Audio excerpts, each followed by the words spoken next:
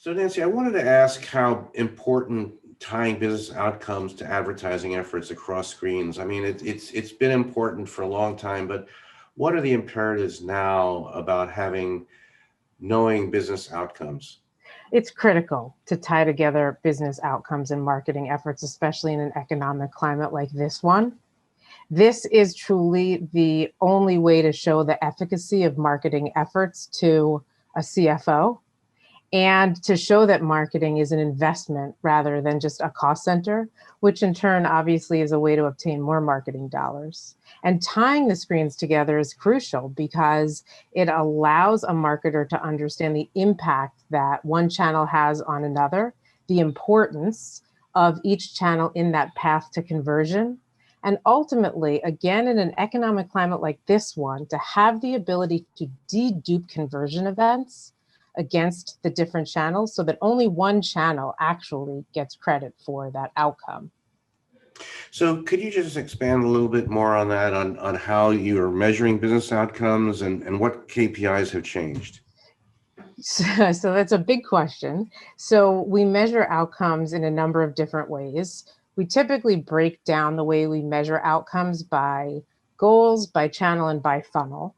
So, for example, at the top of the funnel and the awareness piece of a marketing or a customer journey, we measure brand favorability, brand recall, and we do that by utilizing partners that have integrated into the DSP platform so that we can actually connect a messaged user with a response about brand recall and brand favorability. We also measure things like incremental reach and targeted reach. For mid funnel, we measure things like time spent interacting in CTV, landing page visits to a website, and talking about a brand in social, which is measurable based upon volume of brand hashtags or Twitter mentions or Instagram mentions. And then, of course, lower funnel, which is where we see a real divergence from the past type of measurement. Past type of measurement being media metrics like viewability or click-through rates.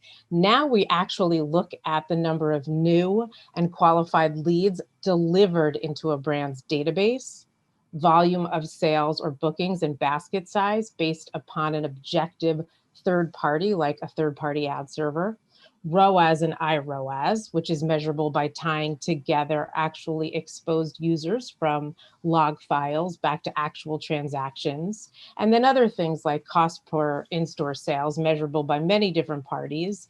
And finally, one of the biggest and one that we are always asked to measure, calculated savings. What does that mean? Can you explain that? Savings, a brand, and brands have outcomes of sales or bookings or leads, but they also always have an outcome or a goal of savings. They want to know that utilizing these marketing methods, they're able to deliver back savings to their organization. So now that we can do marketing in a more precise manner and dedupe conversion events, like I mentioned in the earlier question, we're only going to be paying out conversions to one channel, one screen, one party, or we're going to reinvest our dollars into the actual screens and channels that are delivering those outcomes rather than broad investment into many marketing channels that are not all accountable. Now, Nancy, putting on your other hat in the addressable space where you do a lot of work, how do you tie together the addressable part and the performance part? Sort of, how does that work together? There's two ways that we typically work in this manner, and one is working with the DSPs. The DSPs are uniquely positioned to be able to deliver outcome-based measurement because they have the mechanism and the components to connect the dots, to tie the pieces together. They have log level files. They know what consumers anonymously have been exposed or messaged. And they have actual conversion level data from their tags being present on a website or many of the partners integrate into the DSPs and provide back to the DSPs conversion event level data like store visit or store sales, that sort of thing. They can tie that together in order to correlate and show that this exposed user actually went into a store and purchased. The other way that we do it is through Acxiom with closed loop measurement, where in which Acxiom can actually take in transaction level data from a brand, PII. We can take the log level data of those exposed or messaged users from a DSP, send them to Acxiom to tie together the conversion event and the messaged user in order to truly show that efficacy of the marketing efforts. Great. And finally, so much has changed in the last few months through COVID and through innovation, through expectations, through stress, a lot of factors. How has the pandemic and the current climate affected the expectations around performance, would you say?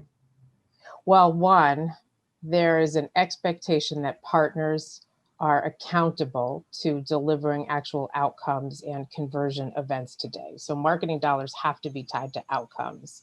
But two, it's an environment where it is simpler to measure those outcomes. First of all, there are more people streaming video. That means that we can now measure things like incremental reach from CTV to a base TV plan. That means that we can measure things like CTV interactions.